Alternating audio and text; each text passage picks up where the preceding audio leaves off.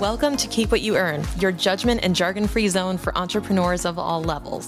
Get ready to learn how to scale your business, save money in taxes, and create a business that grows your wealth.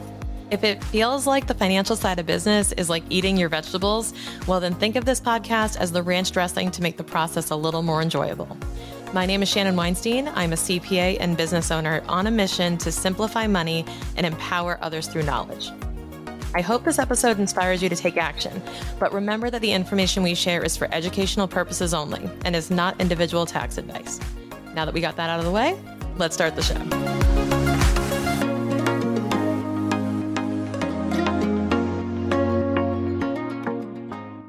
I truly believe that in the current workplace of the present and the workplace of the future, there is always going to be a need for remote and virtual workers, hands down. And we all need to do a better job at learning how to manage remote teams.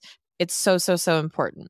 And a bit of my story was that I was working in a sort of satellite office. When I was at my big four firm, we had a group of maybe, I think it was 5 of us that were in the Boston office. And there were about 30 or more in the New York office in our same department.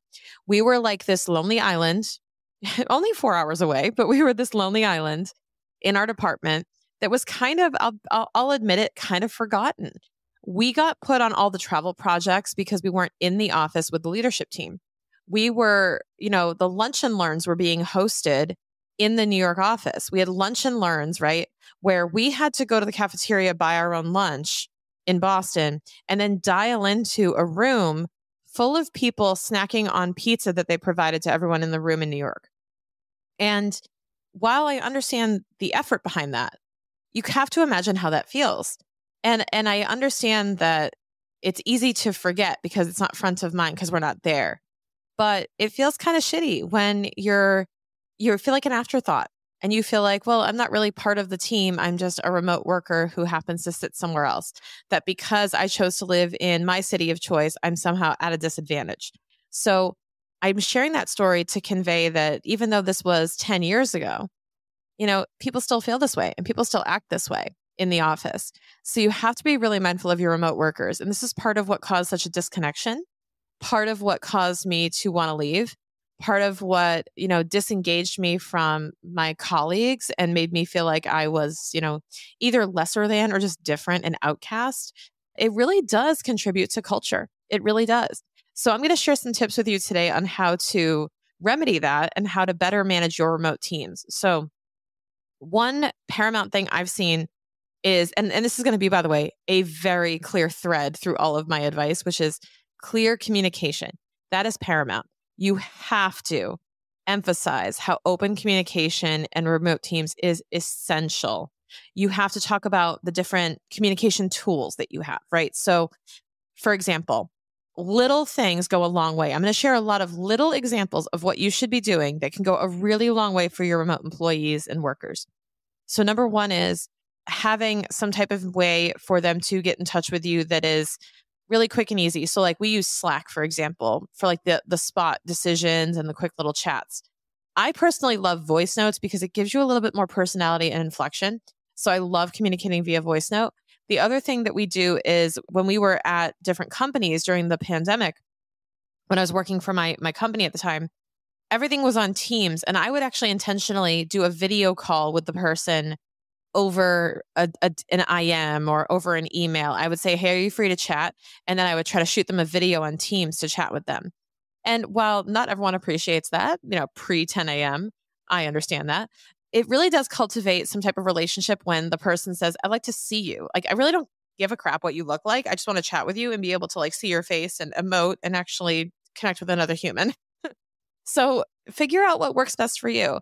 Learn the communication styles of the people who are working remotely.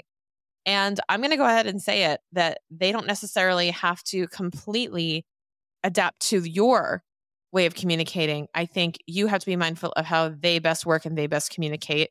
And I'm going to say you have to sway a little bit in the direction of the remote worker because that is something where the remote worker has a sensitivity, right? They're already a little bit disconnected, especially if you have an on-site presence of a team. The remote worker is already at a disadvantage. You want to go above and beyond to make them feel welcome. You're going to have to try a little bit harder with them to really make them feel like they're part of the team. It's just a fact of life. It's just how we humans operate. You also want to make sure you're scheduling regular check-ins and you're encouraging that collaboration across team members so people aren't just operating in silos. You got to make sure that people are interacting with one another and that they're connecting. So whether that means a literal type of scorecard on how many people you've connected with this week, actually tracking that type of stuff, which feels a little bit excessive at times, or it might just be making sure that you have a touch point on your calendar with so-and-so every so often. Like every 2 weeks, you have a touch point with almost everyone, that you work with, just to connect as humans. It seems like a lot, but I think if we can prioritize that over useless meetings and things that we don't need to make core decisions on, I think that would actually be good. Have a coffee chat, right? You could host a morning coffee, for example. I used to do this. You can host a morning coffee via Zoom. I used to do this for my department in another company I worked for. And I would say, hey guys, you don't have to come. There's absolutely no obligation. I'm going to be on my computer from 8 to 9, getting some stuff done and just sipping some coffee. If you'd like to come and talk about non-work things, just talk. Tell me what's going on. How can we support each other and just be and just let it be? It was actually really good because we got to connect as humans without diving right into business. And we got to really kind of transition into the day. So I personally liked it. Not everyone's a fan of spending more time together if you're already on a ton of calls. I totally get it. But I think stuff like this can work if you're really kind of working individually on different projects. So speaking of which, we really want to make sure we're promoting trust with our team. You want to make sure that you're fostering trust, setting clear goals, you're setting clear expectations, you're empowering your team members, and you're promoting that transparency. You want to make sure that your team members feel like they have autonomy and flexibility to be able to complete their tasks. You want to make them feel trusted to complete their work, not like you're kind of hovering over their shoulder metaphorically. You want to make sure they feel completely supported. How do you know they feel that way? Ask them. That's all I'll say. Ask them. Say, how well do you feel supported right now? And I would actually go so far as to have some type of maybe a rating or a scorecard to share with them to say, how supported do you feel as a remote employee in terms of connectivity? Maybe there's a score for connectivity. There's a score for, do I feel like my manager trusts me to get my job done without hassling me? Things like that. Through some 360-degree feedback would be really, really helpful. And setting those expectations is key. So if you have remote workers, but you're concerned because you're used to a culture where the remote worker might be taking advantage and not working their full 40 hours, which again, by the way, I don't really think matters. But if you feel like the output isn't really being produced, then you have to have a conversation with that person. But you also have to make it clear that your expectations are that they're going to finish their workload and they're going to work a full 40 hours. Or if your expectation is that they're going to be behind their computer from X to Y hours of the day, you have to make that super clear. And they have to completely agree with that. And if you agree, if you are a people pleaser, because I know there are some of you out there, and I was one of these people who said, no, it's fine. You got to go run out and take your kid to school. That's fine. You got to pick up your kid. That's fine. You got to go run out and get groceries. That's fine. And it is fine until, it is fine. I'll say that. But you may not feel that way in the moment when you have a deadline come up or you have something happening and you need to get in touch with that person and they're unavailable and they're not behind their desk and they're not online and they're unreachable. So if you expect that person to be reachable between X and Y timeframe, make that part of the very clear, explicit, and written expectations of the role, because otherwise you're kind of leaving it open for interpretation. And that's on you. Frankly, that's on you if you're not setting clear expectations. And then the last piece is make sure they feel supported. Make sure you're going above and beyond to support them and make sure they are in a position to succeed, that there's no excuse not for them to succeed.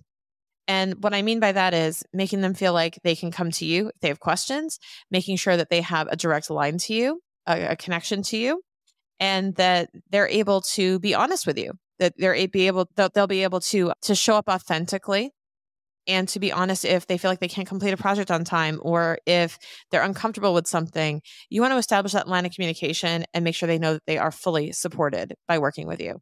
So here is my challenge to you. If you manage a remote team, which I think most of us do these days, I challenge you to think of ways that you can help your team feel more supported, more seen and heard, and where expectations could be a little bit clear or communication channels could be a little bit clear.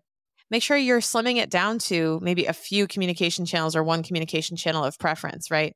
So it's really clear what the expectation is going to be working with you. And I know that it can be tricky, and I know it can be hard to stick to these things, especially when you're the one setting them. But if you're consistent and you're really clear, then you have no excuse not to be successful. That's my advice on managing a remote team and being able to communicate. I would love your advice that you've seen on managing remote teams. Please shoot me a text. I'd love to hear from you. 860-609-6374. It is actually me. I will send you a voice note to prove it. And I would love to chat with you more on this or any other topic here at Keep What You Earn.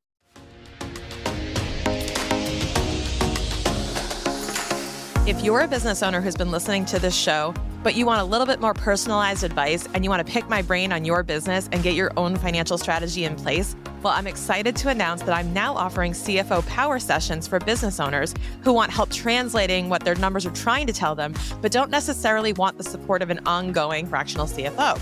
If you're interested, submit a request using the link in the show notes. I only accept a limited number of spots per month, so make sure you jump on it and submit right now.